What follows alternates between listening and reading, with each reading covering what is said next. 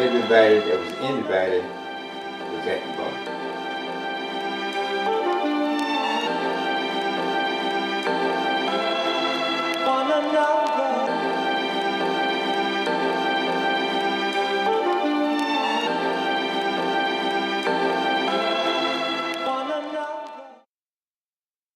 Yes. Somebody says the barn. What do you think?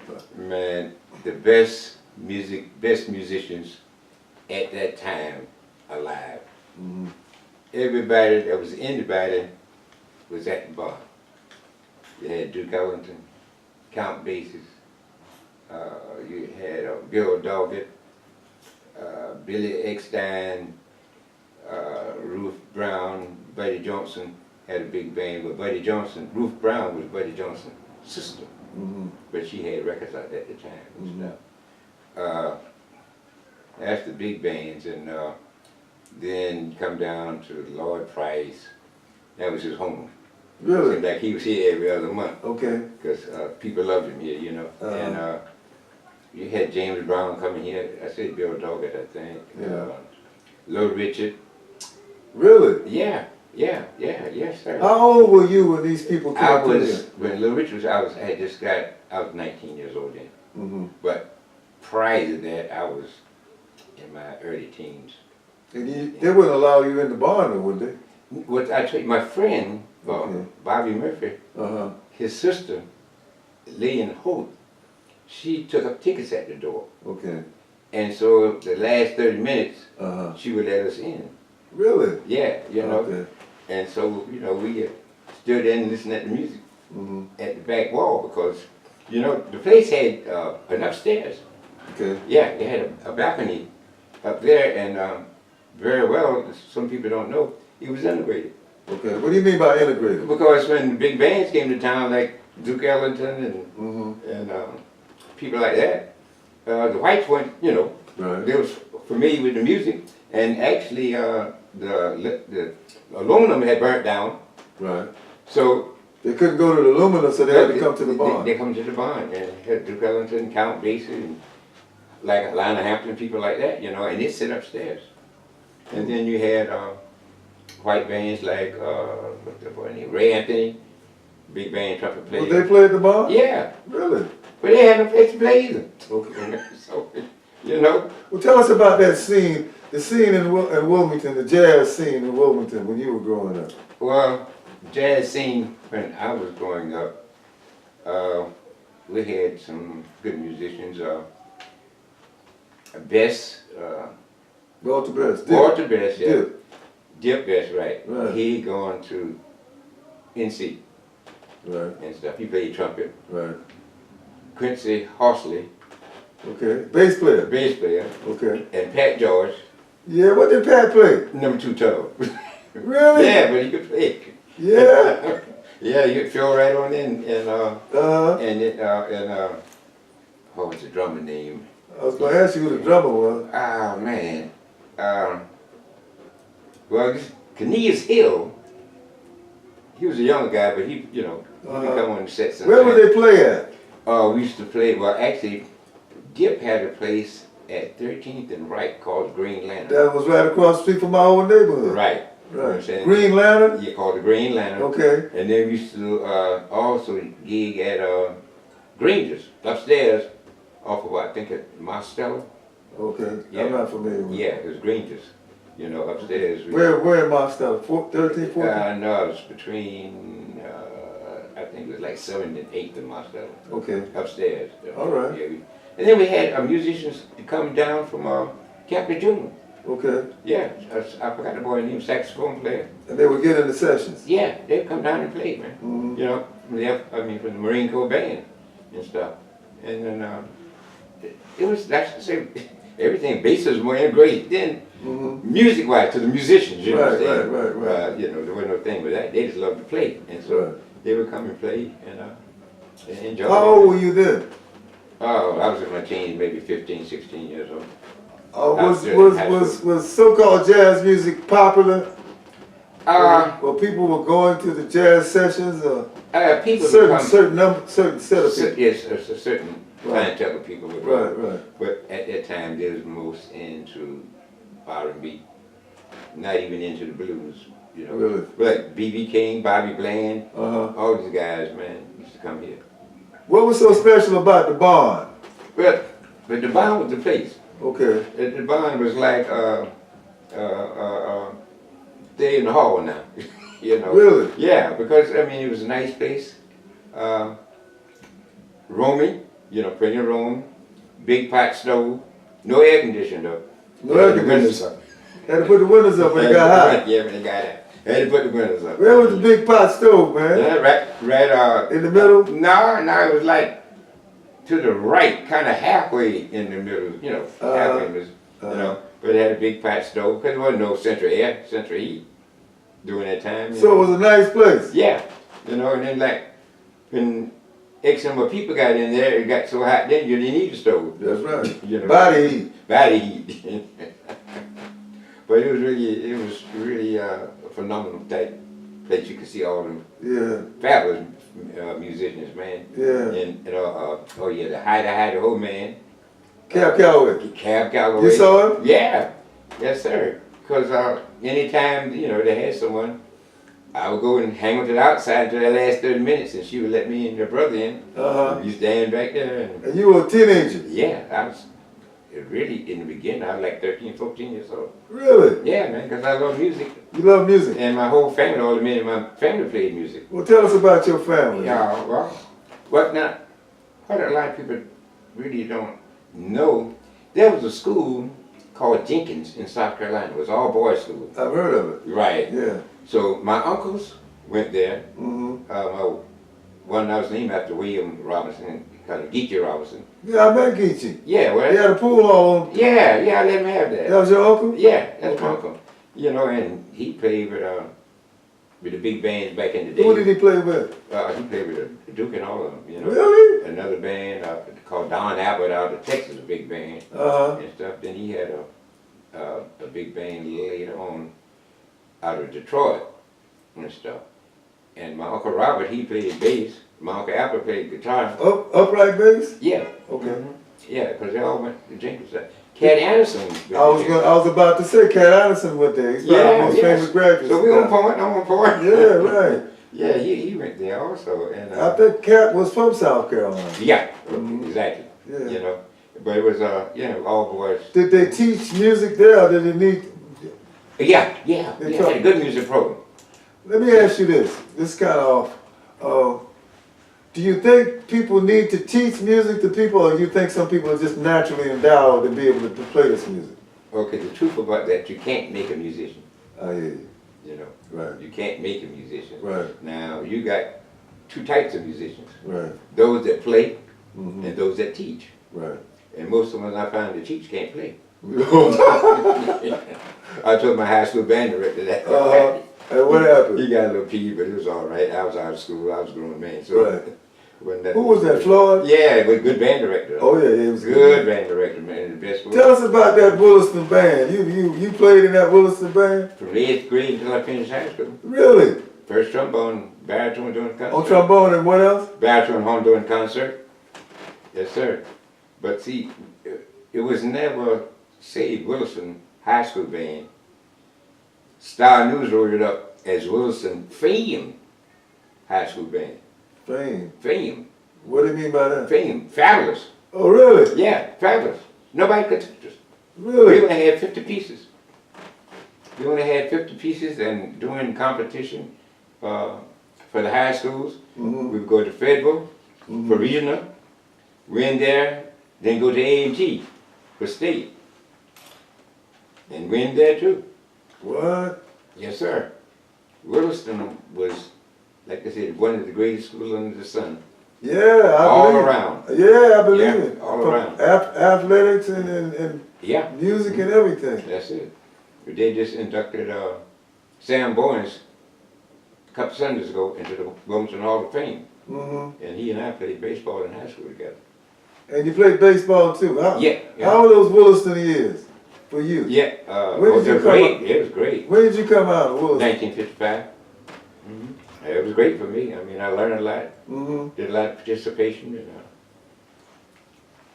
that's where I got my really musical education from At Williston. at Wilson. And you played trombone and what else? Trombone and baritone, any brass instruments.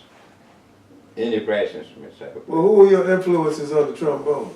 I know you mentioned Well, Slide Hampton. Yeah, well, Maybe my not uncle, Slide, your boy, yeah, my uncles. J.J. Johnson, Or Hey, and K. Whining, K. Whining. J.J. Johnson and K. Whining. Uh-huh. See, they had it going on.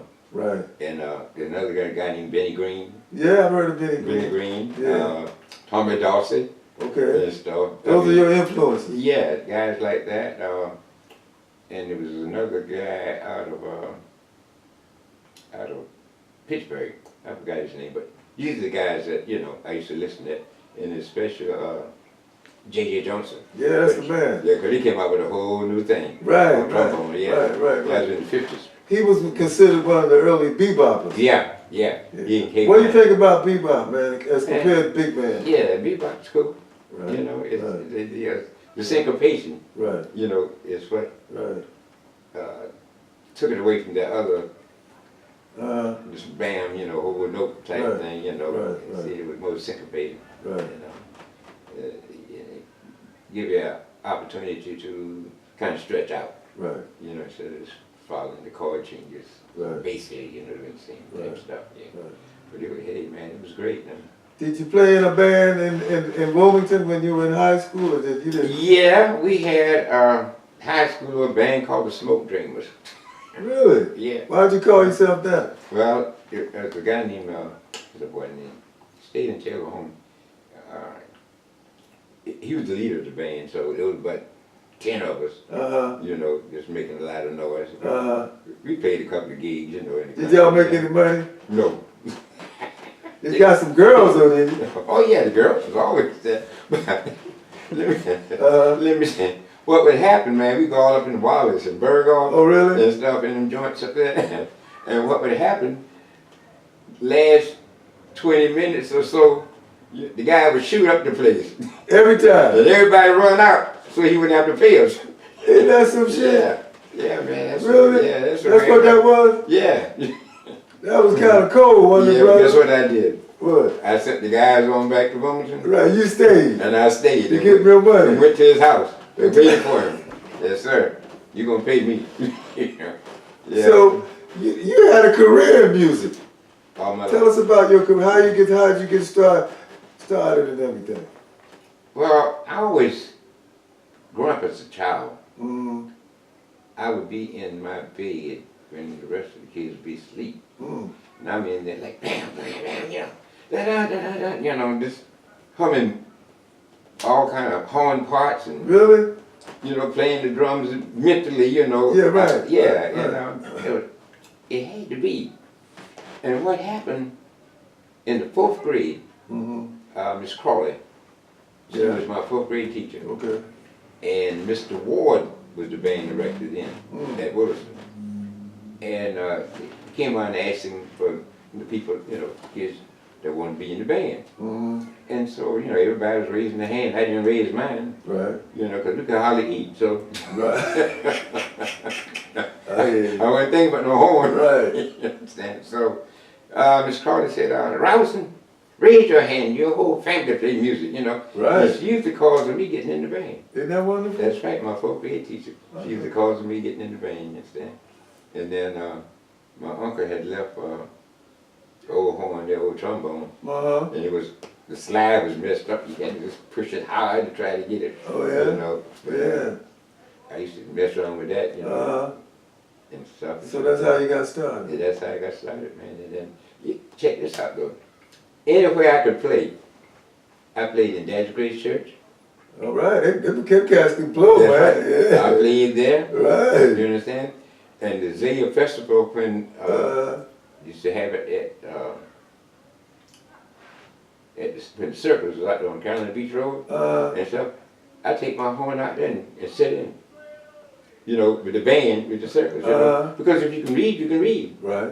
Right. Right. But anywhere I could play my horn. Isn't that something? I played. When you were young? Yeah, when I was like 14, 15 years old. Really? Yeah. So you got hooked early, brother. Yeah, and then there was another family here, the Bennett family.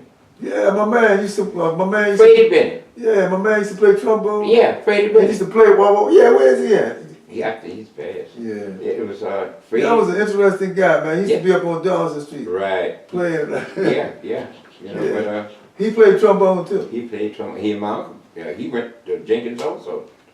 Who? Freddie. He did. Yeah, and he had a brother named Daniel Bennett that played sousaphone, bass horn, and he played 20-some years in the army.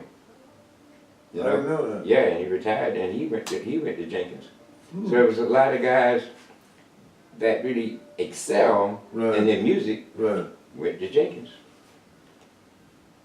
And then coming in my generation, coming out of Wilson, Mm-hmm. we excelled because we had a good band director, you know.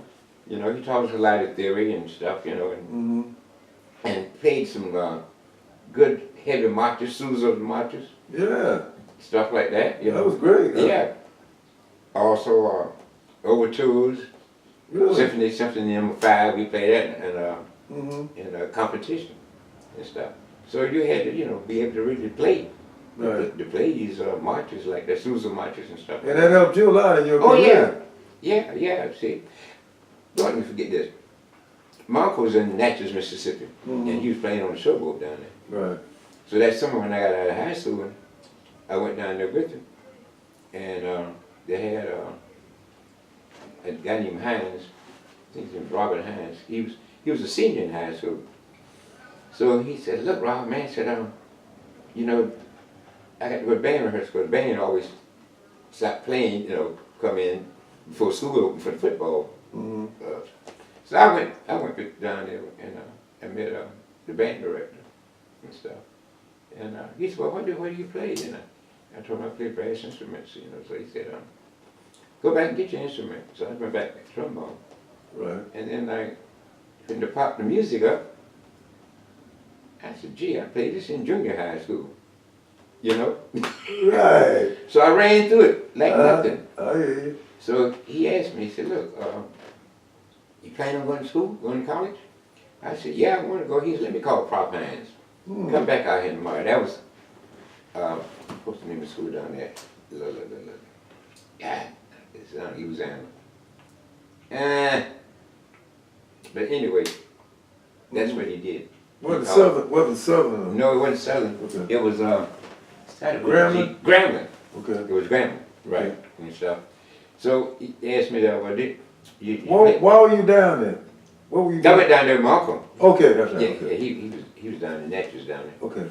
And so I went down there with him. Mm-hmm. And so playing baseball in high school, that was good. I got a scholarship. Wow. So I came back home to start the second semester. Got back here with the fellas. That X'd out. Really? Yeah, that X'd out. Yeah. Man, come on, we can go in the military together and all that kind of stuff. So Yeah. took the test here, passed that, went to Raleigh, took the test, I passed it. The other two guys didn't pass it, they came back home, so that's how I wound up going in the Air Force. How long you stay in the Air For Force? just 4 years. I just went to get my music obligations, my military obligations over with, Okay. because I know music was what I wanted to do, Right. and I didn't want to get out here and do it, and then be drafted. What year were you in the Air Force? Years. From just 4 years from. When you I went graduated from high school? Yeah, I went in 56 to 1960. For 4 years I did, for 4 years and then. Did you perform in? Oh, yes. Yes, Oh, sir. Yes, sir. Yes, sir. We had a big band. Well, we had when you're in the basic, Mm-hmm. we had a drum and bugle corps down like an Air Force base, Mm-hmm. and so I played in that because I knew I was going to the band anyway. Right. So I played in that, and after you do your basic training and all that, then you farmed out to the different bands, or like 15th Air Force Band, somewhere like that. Mm-hmm. And so, and we did that. Then I did all the tops and blues shows, Air Force tops and blues shows, and stuff. Put the band together in the military then. So it kept me moving all the time. Mm-hmm. And what was so good about that? I was in North Africa. Really? Morocco? Yeah, French Morocco, Yeah. Marrakesh. City of Marrakesh. Yeah, I've heard about it. Yeah. I heard Morocco's a good place for Beautiful. music. Yeah, yeah. I played downtown and the musicians union Yeah. called the bass, Uh-huh. commander of the bass, and told them I was taking taking money and food out of the local musicians. I mean, I got pictures of that too, by the way. That was a wonderful experience for Yeah, you, huh? wonderful experience. Yeah. And on the stationed there in Morocco, Yeah. and then I participated in a talent show on the bass. And we left there and went to Madrid, Spain. I participated there in one. They went to Frankfurt, Germany, and participated there in one. All right. And that was the last year. And when you win all Air Force like that, you know, then what's the guy used to be heavy shooter? What's the big show? You know, has arms like this on TV all the time. But anyway, we were supposed to participate. We were supposed to be on that show, on the TV show. That was the last year. They cut it out. Yeah, you know. But it was enjoyable. That made me who I am, really. What do you mean by that? Because music kept me from doing a lot of other things that if I'd been idle, Right. with nothing to do, you know. Right. Because we had band rehearsal. Right. In the afternoon sometime at 5 until 7 or something like that. Especially like we get ready to go in concert, football season, you know, stuff like that, yeah. So it kept me from being in the streets. So what happened after you got out of the Air Force? That's when you really launched your musical career? Yeah, I came Professionally, I mean, you know, professional. Yeah, I came here and stayed here for about a year and put a group together. I had a group in the Air Force called the Impacts.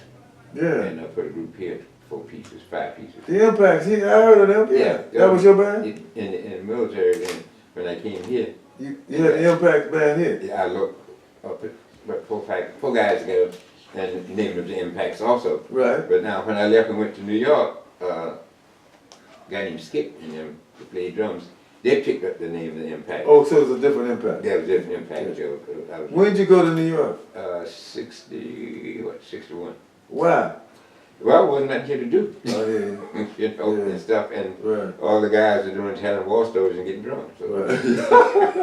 Ready for that, huh? Yeah, man, that wasn't that. So you went to New York, and what happened then? Well, I went to New York. I was living up in the Bronx, and wasn't nothing happened too much up there. You know, went around to some certain places and just listening to what was going on.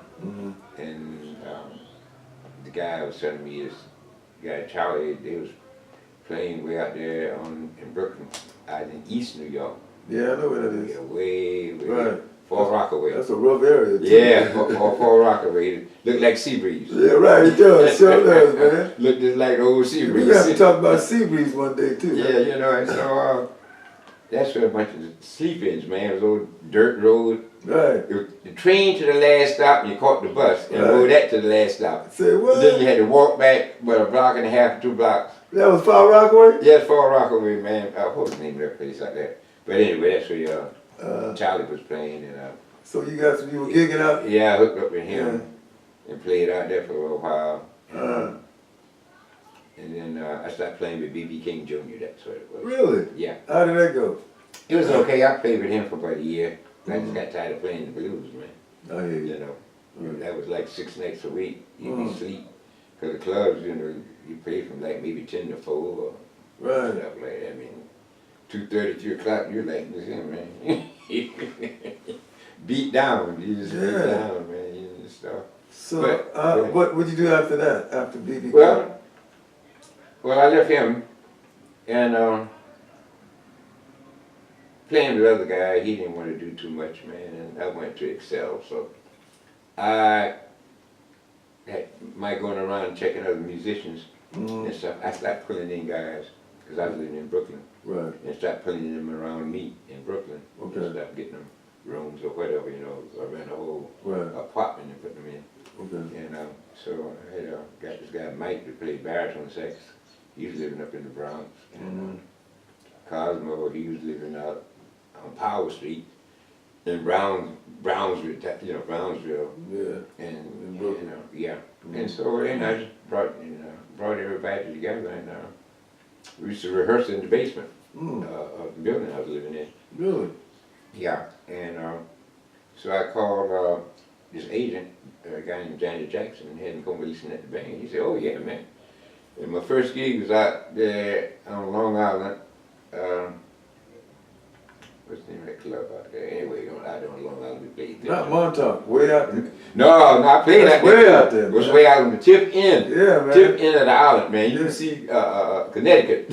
Really? Yeah, Montauk was You know who lived out there? Who? Percy Heath. Oh, really? Mm-hmm. They had a potato farm out there. But they got potatoes all over Long Island. Yeah, I mean, they ain't up in the country. That's what I'm saying. Yeah, right. I met some girls out there, man. Yeah, they country, man. Fellas in the head. What? That was way out there. I went out there with B.B. King Jr. Played out there with him, man. So you worked, you put your group together, you were working Yeah, with, we didn't. what was the name? The Impacts? No, the Showstoppers. Showstoppers. Yeah, Robbie Robinson and the Showstoppers. And you told me earlier that that's on YouTube. Yeah, and Google, you can Google that. Robbie Robinson And the Showstoppers and Billboard got 5 stars on the recording, all that kind of stuff. what was the name of the recording? Every day would be like a holiday, and the instrumental was Hip Slip and stuff. So you were rolling along, became a professional musician in New York. Yeah, because You were once part of the union and everything. 802, 802, huh? 802 musicians unions, in order to work in New York, Right. you had to be a member of a union. You had to be a union member to make the money in the union clubs. Right. Then plus you had to have a cabaret card. You had to be sanctioned through the police department.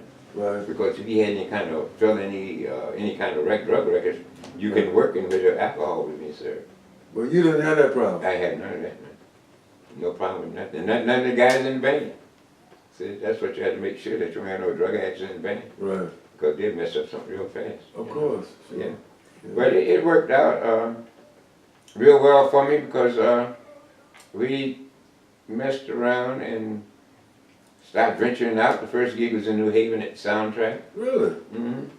And then we was in Asbury Park, Leo's Turf Club, Mm. Atlantic City, Edge Hill Cocktail Lounge. That all just was regular gigs. Regular And then gigs. see the word started passing, you know, Mhm. they just new group, and we was kicking it. We were really kicking it, you understand? Right. And they was calling one another and everything, and then the agent, he got involved again and stuff, and then we started backing up a lot of recording artists with the promoter, up 52nd Street, but he was promoting the Mama's Maker show. Mama's Right. Maker was headlining the show, Okay. but he had everybody on it that you could you understand. Like And you backed up a band? yeah, and in my band, we backed up all the way back to the Millwells, Major Lance. Really? All these people, man, back doing, you know. How was that for you, that experience? Did It you was- make any money? Were you Yeah, it was good money, you Yeah. know. Yeah, it was good money. And Was stuff. it, you made a living at it, or Yeah, how long did that last? yeah. Oh, man. Shoot, about 12 years. About 12 years, because why I stopped going on the road like that, because sometimes the gigs would be too far apart, you know. Yeah. And you getting off 1 o'clock in the morning, you get something to eat, it's 2 o'clock, then you got to drive 500 miles For the next gig? to the next gig, see? And that's how a lot of guys got on drugs and stuff. Right. And Keep the stamina, keep up. yeah, Yeah. you know, Right. so I can't do that anymore. How were you able to avoid drugs? Well, This it was not something that that you know, were interested in. none whatsoever. Right. I was into music, that's, Right. you know, and stuff like Right. that, you know. I didn't even do a whole lot of drinking because you can't. If you don't know it, you can't play it when you're drunk. I hear you. You know, like I said, I can play better. That kind of shit. Nah, you Yeah, can't play that's better. bullshit. You got to know it to play. If alcohol or drugs ain't gonna make you. Oh, They yeah, gonna make you know why. That's like a damn crutch. Yeah, you know. and So stuff. you was that stayed. You stayed with that for about 12 years, and then what happened after Yeah, that? yeah, well, we've been all through upstate New York and all through Canada, from Toronto at Carpenville to Montreal. Mm. At the Would you say that you were playing jazz, or you just we played a variety, variety? you know. You're a musician, you play music. Right. You know, I never told you it's a blues band, R&B band. That kind of thing, yeah, We right. did Hugh Master Kill and all that. I hear you. Right. Chicago, Three Doors Mate, What Goes Up, What Comes Down, who that, Right, that boy, right. Joe Crocker. You know, see, and that gave me the opportunity to work in all clubs. Right. I wasn't limited, Right. you know, Sure. nowhere. Right. So, and then we went to Spain. Really? Yeah, we toured Spain for 30 days and stuff. Oh man, wonderful. Yeah, we toured Spain for 30 days and then And so I guess you had a good booking agent. had 4. We was in Pittsburgh at the Workman Social Club, Mm-hmm. and we was off on Mondays. Mm-hmm. The agent called me and said, you got to go to Charleston, West Virginia. Mm. I said, for what, man? You got to open up for the Loving Spoonful. Really? That's a white rock group. Right, I've heard of it. So we opened up for them and came on back to Pittsburgh because we had to finish the gig out, you know, the rest of the week. But it's been a good experience. I could tell, man. And You met look a lot like of good people, you know, yeah. and stuff. Can you drop some names? Huh? Drop some names of some people you met, quote unquote famous people. I know you mentioned Miles earlier. Gee, let me get my head together now. I told you, Dexter Gardner, Met Dexter. met him down in Louisiana. Mm-hmm. We backed up Jackie Wilson in Wilmington, New York. Now, that's at the college. Wilmington is right outside of Buffalo. Oh really? I was about to. I never heard of that one. Yeah, Way upstate. yeah, University of Buffalo. Yeah. That's where the college kids go there at called the casino. Okay. Yeah, so we backed up Jackie Wilson then there, and then like in Smalls. Oh man, Block Peters, movie star, Yeah. and the Mexican dude, big time star. Ooh. What's his name? So everybody came in Smalls. You know what I'm saying? Wilson Pickett. I was even with, Oh, I was Jackie Wilson. How was he to work with? He was good, man. He'd come on, you know, do the show Mm-hmm. and stuff, and Professional. gone. You know, got his money.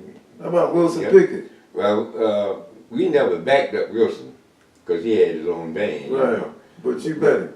Oh yeah, I met him when he first signed his second contract with Atlantic for $75,000 at that time. And, That was a lot of money. Right? yeah, he went and bought him a Rolls Royce, beige and chocolate brown. What? Yes, sir. Where he live? And he lives in He was living in New York Yeah. and stuff. There's so much stuff that was going on. Because in the afternoon at Smalls, man, like, that's about 4 o'clock, man, it's start doing like this then.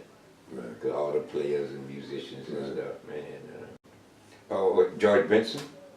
What do you think about George Benson? George Bad Boy. I hear you. George Bad Boy. See, he was playing with a rock group.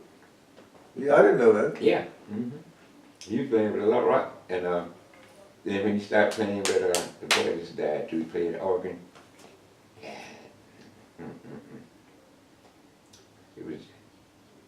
It was just a Brother Jack McDuff? not Jack, Lonnie Smith. You ever heard of him? He's still living. You know, he died. He died a couple of years ago. Dr. Lanny Smith? Dr. Lonnie Smith, that's right. With the turban? Yeah. No, he ain't dead, man. I Yes, just he- saw him last You year. heard, Lonnie He Smith? came to Durham. Brother, I don't know. Yeah, he's Because his still. girlfriend used to sing in my band. He's from Buffalo. The one we talking about. He wears a turban and everything. They call him Dr. Lonnie Smith. This This must be guy a different cat. he played tenor. Oh no, it's a different cat. He played tenor living in New York. No, it's a different cat. Yeah. This cat plays organ. Yeah. And Lonnie, you know, he played the organ. Those two different people. So, how long did you stay in New York performing professionally? About 10 years. And then what did you do after that? Came back home. Well, I remember you having a club up there on, Castle Street, yeah. how did that go? It went well. Very well. It went well, you know, and it went well, then I had a store over there on Dawson Street, Where on Dawson? You had a, where the funeral home is now. on 5th and Dawson. Right between 5th and 6th, right where the funeral home is now. Well, yeah, that's where your uncle was there, at a Yeah, pool that's hall. right, that's right. That was your store. That was my store originally, and then I closed that down. And I put a little food room in there. And then when he came here, I told him he could have it because actually that time I had accepted Christ in my life. So I wasn't about selling no liquor and no booze. And Right. you know, so Right. switched over completely, you know. which was a good thing. You know? Okay. Yeah. Sure. Yeah. Yeah. That was a good thing. Then I went into construction business. Mm-hmm. You know, so I Are did. you still in construction? A little bit, yeah. You know, no, I don't want to do nothing big. Anything day or two, that's it. You know. Mm-hmm. I ain't climbing over 6 feet on the ladder. That's it. So that's what you were doing as of late. Yeah. You kind of got out of the music scene. Yeah. You know, going jam and stuff like that, you know. But I distinctly remember you playing the drums. You're right. You play drums too? Mm-hmm. Yeah. I was telling I picked that up because when I was putting my band together in New York, we used to rehearse in the basement of the building. Mm-hmm. And I was in the right drummers over, you know, to audition. But man, they wanted to solo through everything, you know. Yeah, that kind of shit. Yeah. Right. You know, and the drums for the, you know, like. Right. Direct the band. That's right. Push the band Yeah, for the right, whole right. time.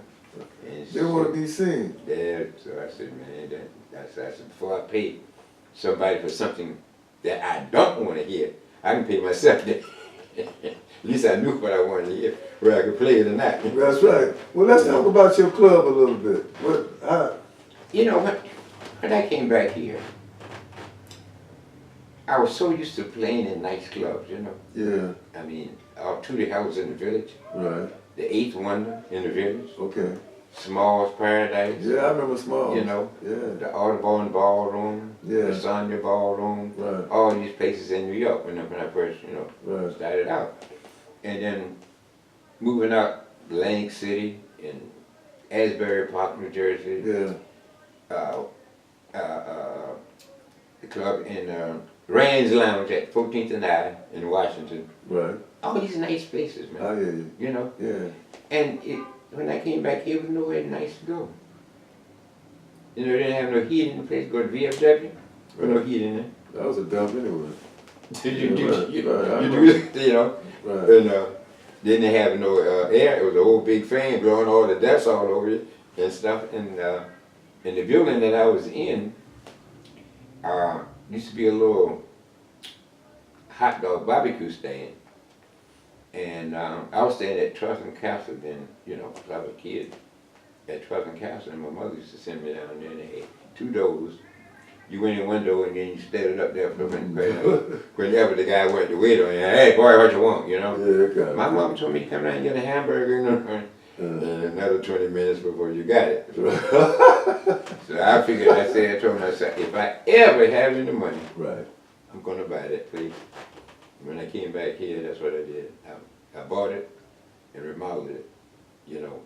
I remember Simpson Grocery. Was it Simpson? Was his No, name Simpson? Simpsons down the street. Okay. There used to be Mills. Right. Yeah, it was Right. Mills. Right. And the other brother had a grocery store across from the Right. liquor store. Right. The Mills Superette on 17th Street. Right. Right. And the other brother had that place up there. But I took my time for about a year and Right. remodeled, you know what I'm saying, because I was working at DuPont. Okay. I remember. And when I get off, you know, I would go there and work on it, you know, in the back until I got it like I wanted, you understand? And the night that I cut the lights on and stuff, and a couple of young ladies stopped and looked on the inside. I said, "Oh my God!" I said, "It's gonna be private now." I said, "No, you know, it's not gonna be private right now. No way." And so I was in there just messing around.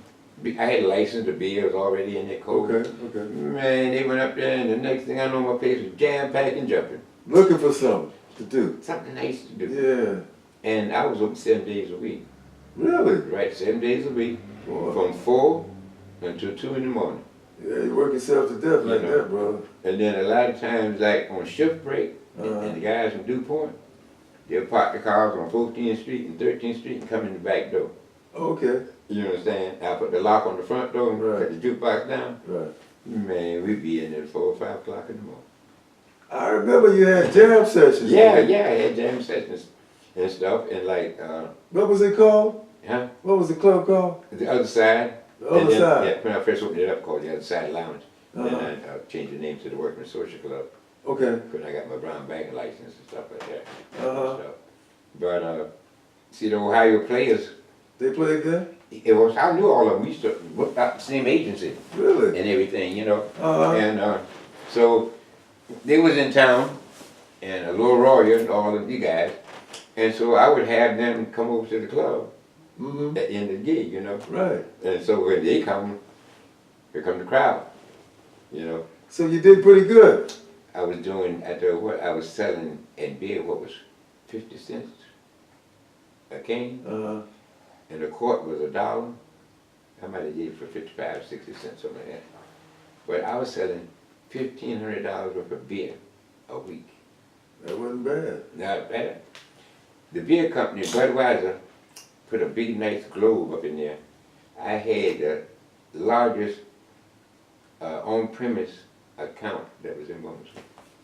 I hear you. And there's certain things you can do. Anytime you make money for somebody, there's certain things you can do. Right. Because like for holidays, man, I know what I needed, and what they would let me do, go ahead and give them a check, and they would deposit it, Uh-huh.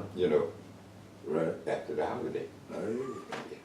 So how long did the club last? We did that when she started in about 5 years. Why'd you give it up? You just got tired? Yeah, life change, you know what I'm saying? That Mm-hmm. the only reason I did, like I say, was nowhere nice. Yeah, and stuff. for people to come.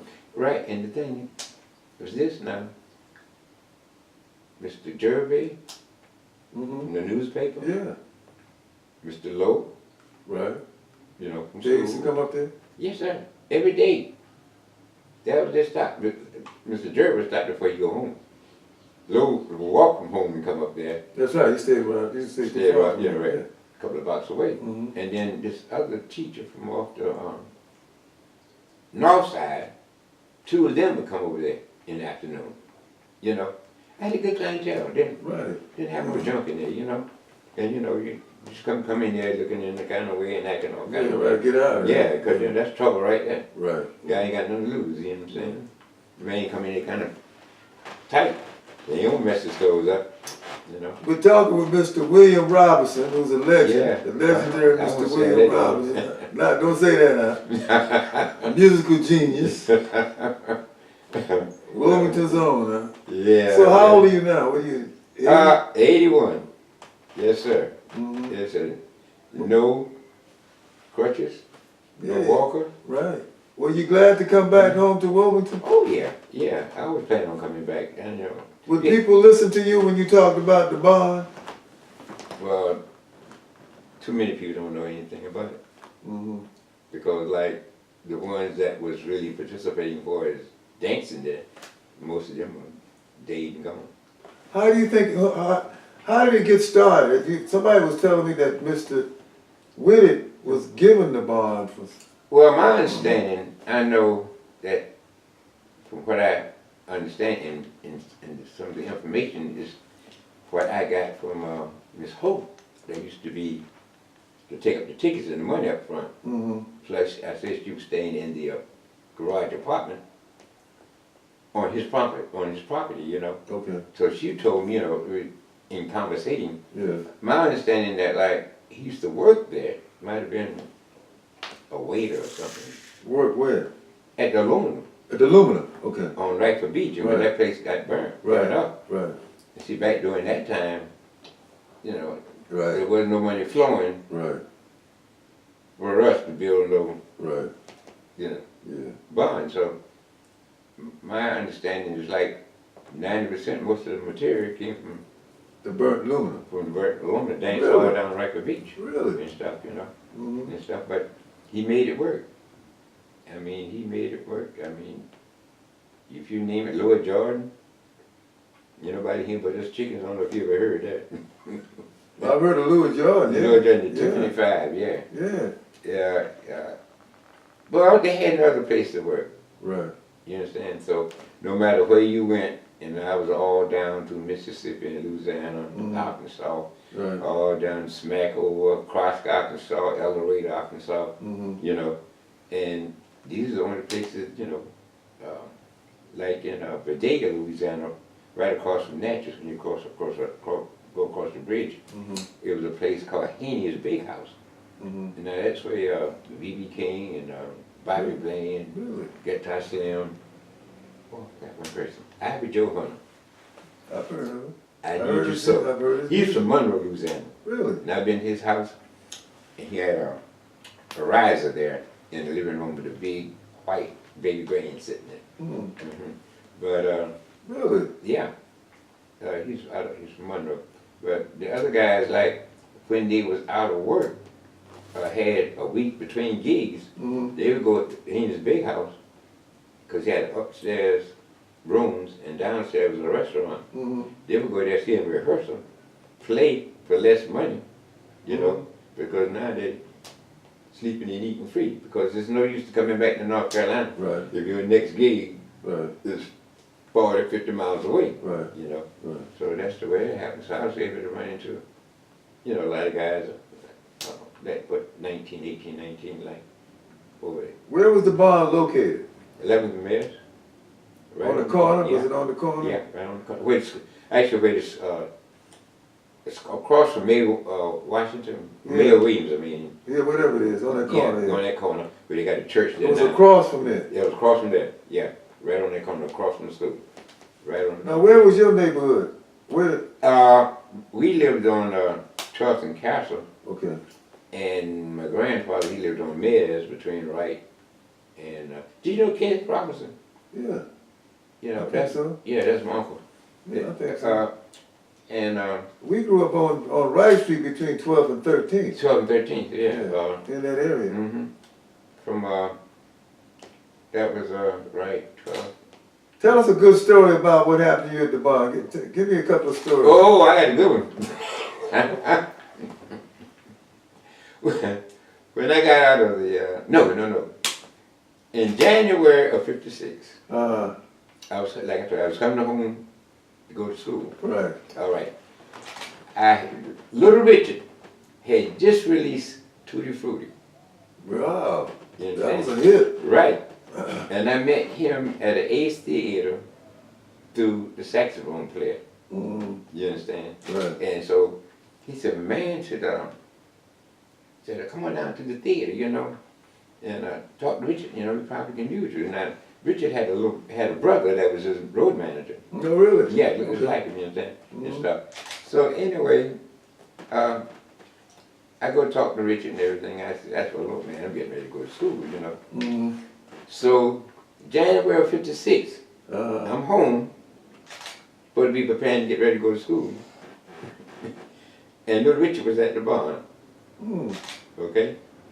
So, this is me, Right. winter time, you know, but I got my coat wrapped over my arm, leaning up against a post. Right. So, there's a young lady named Nettie Stokes Mm-hmm. that my partner, Rob, would have been seeing her, supposedly, you understand? And so, she was dancing with this guy, old great boy named Jimmy, from out of East Wilmington. Mm-hmm. You know. So I told him, I said, Bob, I said, like everybody dancing with Jimmy. Where? You know, I said, over there. So he went over there to cut in. You understand? Mm-hmm. Jimmy Murphy, that was his name. I don't know if you ever heard about it. But Jimmy was halfway crazy anyway. So he went to cut in and told cutting in, Jimmy started, you understand? Man, you better get away from me. You ain't cutting in here, you know what I'm saying? So, now Murphy, we couldn't fight a fly, you understand? Right. My budget, Bobby Murphy couldn't fight a fly. Right. So, what, man, the boy broke out old Raggedy gun, Right. Right. and he ran over there and jumped in my arms. Wow. My buddy did, Yeah. you understand, and stuff. So, when Jimmy Murphy came over, you know, with his old gun and stuff, and he asked me to go, man, because I knew him from playing baseball in East Wilmington. Okay. You know, when I was in high school. Right. He told me, that's your friend? I said, yeah, you don't get close with me now. You know, and stuff like that. Yeah, right. So, man, that's what the scariest moment. Uh, Because there was never no fights, hardly. in the barn. Yeah, in the barn, you understand? Really? Yeah, it was never no, and people was coming from everywhere. Yeah. You know, because the barn was the place. So it wasn't that kind of place? No. About a rough place? No, we're not in the rough in there, you know. Right. They might have did some fighting or something on the outside, Right. but there was no fighting on the inside, and guess what? There were no cops in there either. Really? Mm-hmm. There were no cops Give in me there. another story on the barn. Give me. Did you ever play at the barn? Yes, but that was the high school band. Oh, okay, yeah. That was the I high meant school professionally. band. You know, Not professionally. Yeah. That was the high school band playing for his daughter's. Yeah, right. She told me about The that. 16th birthday party. She told me about Yeah. that. For her 16th birthday Well, party. tell me another good story about the barn. Well, we're gonna try to wrap this up because we got Okay, I remember. Man, I don't know, what can I think of? Well, just you sneaking in Well, as a teenager, that was a story there. yeah, well, before, that's before, I knew my buddy's sister worked there, Okay. you understand? So in the back was a barnett, Uh-huh. and so that was for members. Right. Everybody couldn't go back there, that was for members, you understand? Oh, really? Yeah, so, like I said, some of the windows was up, you understand, and everybody be back there, drinking good and heavy. And the windows was up and me being small, man, I rolled in through a window. You know? What, they didn't have liquor license, what was it? No, who had liquor license? Shoot, the liquor store didn't have liquor license, shoot. Well, they must have been in cahoots with the police or somebody. Well, they didn't bother you too much, you Right. know. Back during that time, they didn't know what you was doing as long as they knew where you was at. Right. You understand? Yeah. There was no problem with that, you know. You ever heard of Del Morocco? I understand that was that a club? Yes, right on Dawson Street, where Thompson Barber Shop is now. Mm-hmm. On the left hand side of it facing, on the right hand side facing, the Del Morocco there, yeah. Did they have jazz in there? They would have music in there sometimes, you know, Yeah. the bands in there sometimes, yeah. Davis, he wasn't the original, he was longshoreman, what's that boy's name? His mother used to run it. Hmm. Lord, his last name is Davis, as far as I know. Mm-hmm. And his mother used to run it, and then as his mother, he began to run it, you understand, and everything. But that was a Marine hangout. Oh, yeah. Yeah, Lord, that's when the Marines come in, you know, Friday afternoon, 2:30, 3 o'clock. So and y'all been going You there know. too much. You left that club alone. Nah, we ain't going there too much. I went in there after I came back out of the military. I got two more questions for you. The first one is, I guess, where'd you get that name Jinx from? Everybody calls you Jinx. That's from playing baseball in high school. But I was on the positive. It was a positive Jinx. Positive, yeah. I was playing left field. And we was one run up playing Jacksonville. We was one run up and stuff. And the batter was a left-handed batter, and so we all kind of shift over towards second base and like in the area. And I was pretty fast. And the ball hit the ball late, and I made a shoestring catch. Like what it means? Yeah, you know, down like he's gonna run Yeah. and stuff. That was a game. Right. And the coach threw his hat down and said, he ain't nothing but a Jinx. Hey, that's that card. Yeah. And see, I played baseball for 4 years. Yeah. Okay. I So, made the team. so they knew you as the Jinx against them. Yeah. And so that's where the name came from. So do you have problems with that name? You don't mind it? Nah, I don't mind it. Shit. Well, let's wrap this up. Okay. Tell me something more about the barn. This is a parting shot on the barn. What do you think about the barn and the emphasis on the barn and what it's done for Well, this? What did it do for the community? And it brought a lot of culture to the community.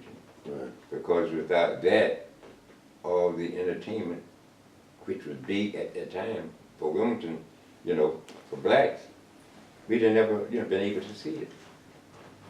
So like, people had to come in from other, like Burgo and Wallace. They came into Wilmington. Yeah, all around. I said within 50 miles. Came into Wilmington, you understand, to go to the barn, because they wouldn't see it any other place unless sometime if they got a tobacco barn or something like that, and that wasn't too cold, so you understand, too.